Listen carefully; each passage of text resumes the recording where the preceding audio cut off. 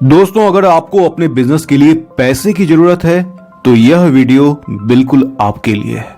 आज हम जानेंगे कि आप कैसे अपने बिजनेस के लिए पैसे पा सकते हैं जिन पर ना कोई इंटरेस्ट पे करना है और ना ही यह पैसा कभी वापस लौटाना है। इस तरह से बिजनेस के लिए पैसे लेने की प्रक्रिया को स्टार्टअप फंड रेजिंग कहते हैं, जिसमें एक वेंचर कैपिटल या एक वेंचर कैपिटल फर्म आपको आपके बिजनेस के लिए पैसे देता है, उसको स्टार्ट करने के लिए, उसके ग्रोथ के लिए, और इसके बदले में वह आपके कंपनी का कुछ परसेंट हिस्सेदारी लेता है। यानी कि जितना ज्यादा आप पैसे लेंगे आपको उतनी ज्यादा अपने कंपनी की हिस्सेदारी उनको देनी पड़ेगी। दोस्तों, मैंने भी अपने बिजनेस के लिए $5 मिलियन की फंडिंग रेज करी है। तो दोस्तों, आज के इस वीडियो में हम जानेंगे कि आप अपने बिजनेस को शुरू करने के लिए या उसके ग्रोथ के लिए पैसे कैसे पा सकते हैं इक्विटी फंड रेजिंग के जरिए। हम भारत की उन टॉप वेंचर कैपिटल फर्म के बारे में भी जानेंगे जो बिजनेस को शुरू करने के लिए और उसके ग्रोथ के लिए पैसे देते हैं। बिजनेस के लिए इस तरह से पैसे कैसे रेज किए जाते हैं, उसका प्रोसेस क्या है, इसको भी हम डिटेल में समझेंगे। तो चलिए इस वीडियो को शुरू करते हैं। दोस्तों, हमारे देश में बहुत सारे वेंचर कैपिटल, जिनको की शॉर्ट फॉर्म में वीसी कहा जाता है, seed investor, angel investor, private equity firms हैं जो आपको आपके बिजनेस के लिए पैसे देते हैं, उनको शुरू करने के लिए, उनको ग्रो करने के लिए। और यह पैसे आपको आइडिया स्टेज पे भी मिलते हैं, यानी कि बिजनेस को शुरू करने के लिए भी मिलते हैं और बिजनेस के ग्रोथ के लिए भी मिलते हैं।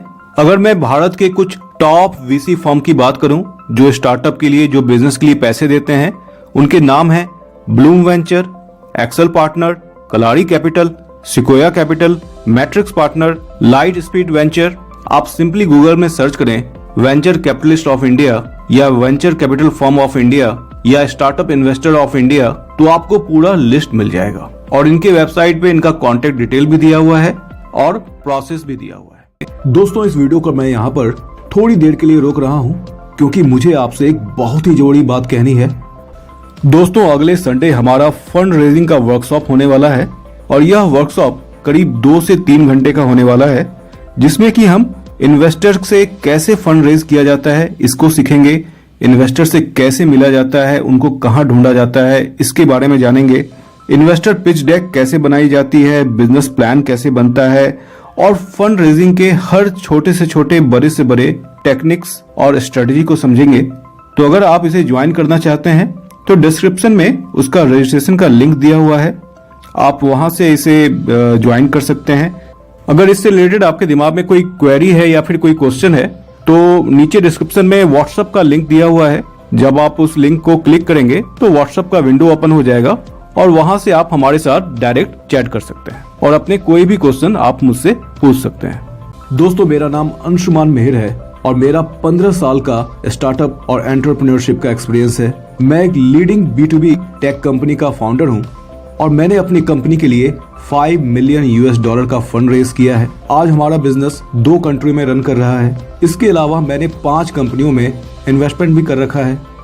एज ए बिजनेस एक्सपर्ट मैं time to time various news channel पर, बिजनेस चैनल पर आता रहता हूं और अपने बिजनेस एडवाइस वहां पर शेयर भी करता हूं। तो काफी सारा कुछ है आपसे डिस्कस करने का और आई एम वेरी एक्साइटेड। तो मिलते हैं व्हाट्सएप चैट पर और अब यहाँ से इस वीडियो को मैं फिर से स्टार्ट कर रहा हूँ। तो आइए अब जानते हैं कि किसी इन्वेस्टर से, किसी वीसी से कैसे पैसे लिए जाते हैं, कैसे इन्वेस्टमेंट लिया जाता है अपने बिजनेस आइडिया के लिए, अपने बिजनेस के ग्रोथ के लिए। दोस्तों, इन्वेस्टर से फंडिंग रेज करने के लिए आपको 3 चीजों की जरूरत पड़ेगी, जिसमें कि सबसे पहला हो गया इन्वेस्टर पिच डेक। जब भी आप किसी इन्वेस्टर से मिलेंगे और उसको अपना बिजनेस आइडिया पिच करेंगे तो वह इन्वेस्टर आपको सबसे पहला जो चीज कहेगा वह कहेगा कि अपना इन्वेस्टर पिच डेक सेंड करें या फिर अपना बिजनेस पिच डेक सेंड करें। अब यह बिजनेस पिच डेक होता क्या है? बिजनेस पिच डेक कुछ नहीं, आपके बिजनेस का डिटेल होता है। यह फंड रेजिंग का एक बहुत ही महत्वपूर्ण चीज होता है जिसे आपको बहुत ही दिल से, मन लगाकर बनाना पड़ेगा। यहाँ पर आपको सबसे पहले प्रॉब्लम स्टेटमेंट बताना होगा कि आपका जो स्टार्टअप है, आपकी जो कंपनी है, वह किस प्रकार के प्रॉब्लम को सॉल्व कर रही है और यह प्रॉब्लम एक्चुअल में कितना बड़ा प्रॉब्लम है। जब आप प्रॉब्लम स्टेटमेंट को डिफाइन कर देते हैं तो इसके बाद आपको इसका सॉल्यूशन बताना होता है कि आप जो सॉल्यूशन प्रोवाइड कर रहे हैं इस प्रॉब्लम का, वह सॉल्यूशन क्या है।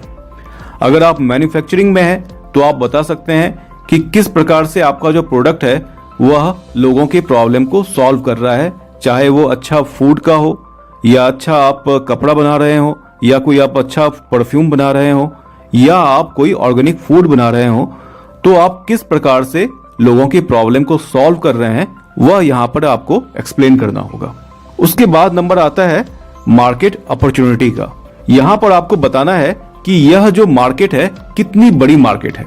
फॉर एग्जाम्पल, अगर आप गारमेंट मैन्युफैक्चरिंग के बिजनेस में हैं तो आपको बताना होगा कि यह टी शर्ट गारमेंट मैन्युफैक्चरिंग का बिजनेस कितना बड़ा है। या अगर आप शूज मैन्युफैक्चरिंग के बिजनेस में हैं तो आपको बताना होगा कि यह शूज मैन्युफैक्चरिंग का बिजनेस कितना बड़ा है हमारे देश में। अगर आप ऑर्गेनिक फूड के बिजनेस में हैं तो आपको बताना होगा कि हमारे देश में ऑर्गेनिक फूड का मार्केट कितना बड़ा है। इसके बाद आपको अपना बिजनेस मॉडल यहाँ पे एक्सप्लेन करना होगा, मतलब कि आप पैसा कैसे कमा रहे हैं। मतलब अगर आप प्रोडक्शन बिजनेस में हैं तो आपका प्रोडक्शन कॉस्ट क्या है, आप फिर आगे इसे कितने रुपए में बेच रहे हैं, वहां पर आपकी प्रॉफिट मार्जिन क्या हो रही है, आपका एक्सपेंस कितना हो रहा है और आपका नेट प्रॉफिट कितना हो रहा है। तो इन सभी चीजों को यहाँ पे एक्सप्लेन करना होगा आपको।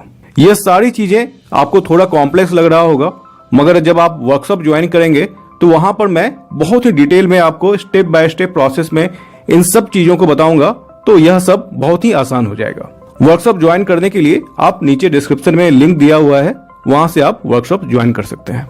इसके बाद आपको करंट ट्रैक्शन बताना है, यानी कि अभी आपके टोटल कितने सेल हो रहे हैं on monthly basis, on daily basis, कितने एक्टिव यूजर हैं, आपका रेवेन्यू कितना है, आपका प्रॉफिट कितना है, आपका नेट प्रॉफिट कितना है। तो अभी के सारे नंबर्स आपको यहाँ पर बताने हैं। इसके बाद आपको फ्यूचर प्रोजेक्शन बताना है। यहाँ पर नेक्स्ट 3 या 5 इयर्स में आपका बिजनेस कितना ग्रोथ होगा, यानी कि आपका रेवेन्यू कितना बढ़ेगा, आपका सेल कितना बढ़ेगा, आपकी प्रॉफिट मार्जिन कितनी बढ़ेगी, आपका जो एक्सपेंस है उसमें क्या चेंजेस आएंगे, आपके नंबर ऑफ कस्टमर कैसे बढ़ेंगे। इन सब चीजों को आपको यहाँ पर एक्सप्लेन करना होगा।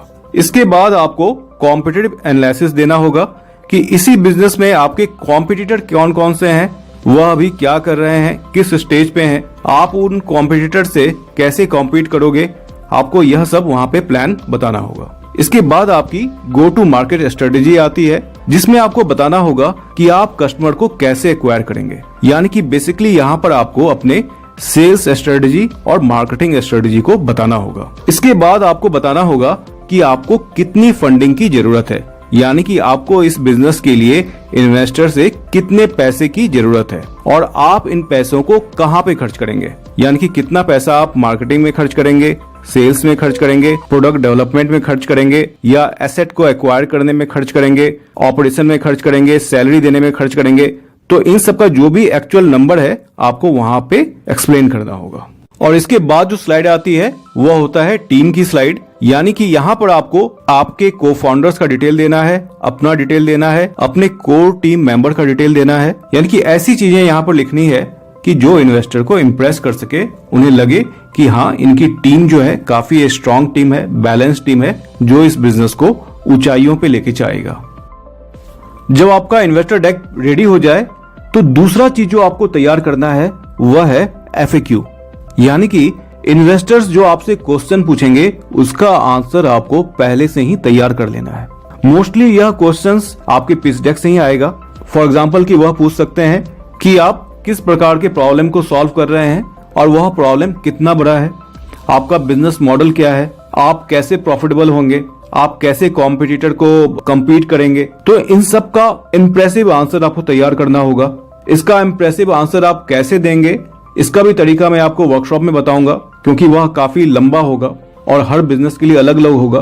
तो वर्कशॉप जब आप ज्वाइन करेंगे तो वहां पर मैं आपको डिटेल में बताऊंगा कि आपको इन्वेस्टर को किस तरह से आंसर करना चाहिए, क्या चीज आपको कहना चाहिए और क्या चीज आपको नहीं कहना चाहिए।